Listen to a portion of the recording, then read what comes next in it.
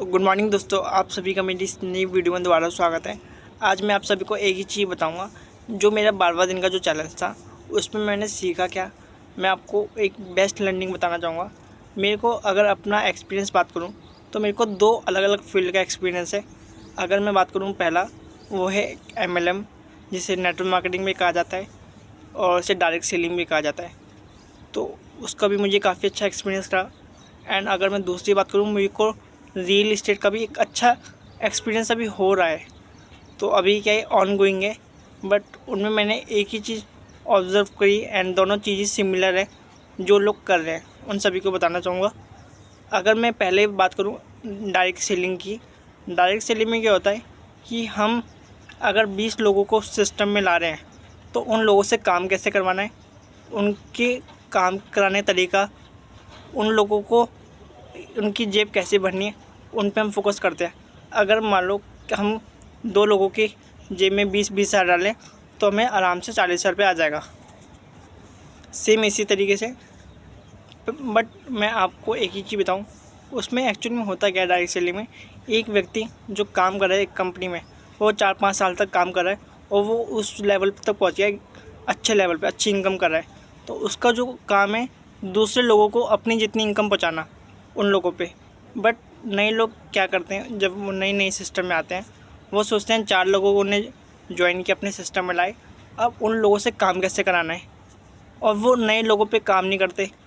तो अगर मान लो 4 लोगों में से 2 लोग छोड़ गए तो उसका काम तो बैठ गया ना। उसी तरीक़े से है, अगर वो उसी सिस्टम को ज़्यादा से ज़्यादा लोगों को रिक्रूट करे, जोड़े और 100 लोग जोड़ दे, उसमें से अगर 10 लोग भी छोड़ के चले जाएंगे तो उससे बुरा नहीं लगेगा, क्योंकि 90 लोग तो काम कर ही रहे ना। तो सेम है रियल इस्टेट में। मैंने क्या चीज़ सीखी, जब मैं काम करता था स्टार्टिंग में जो गलतियाँ कर रहा था, तो अब मैंने वो गलती बिल्कुल ख़त्म कर दी है।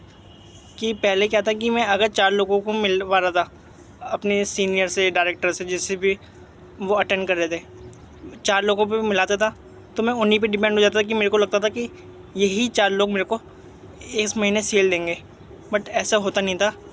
तो क्या हुआ, फिर मैंने अभी क्या किया, अब मैं सिर्फ एक ही चीज़ पे फोकस कर रहा हूँ कि सिर्फ ज़्यादा लोगों से मिलवा कैसे सकते हैं, इस चीज़ पे फोकस है।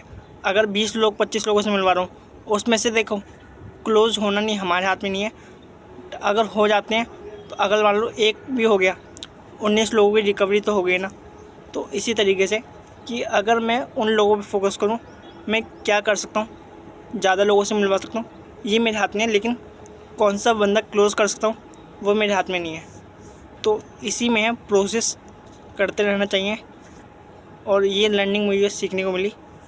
और अगर ये समझ आ रही हो, आप सभी जितने लोग काम करें तो वो भी अपने अंदर एक इम्प्रूवमेंट कर सकते हैं। And thanks for watching this video. और आज मेरा 14 डे है ऑफ माई चैलेंज, 90 दिन के अंदर 3 लाख कमाने का, और दिन की स्टार्टिंग हो चुकी है। अभी क्या मैं नहा धो के रेडी हो चुका हूँ और जाते हैं ऑफिस। आज मैं इनफॉर्मल कपड़े में हूँ क्योंकि आज थर्सडे का दिन था, सोचा काम ज़्यादा होगा नहीं तो इसी में काम करेंगे आज।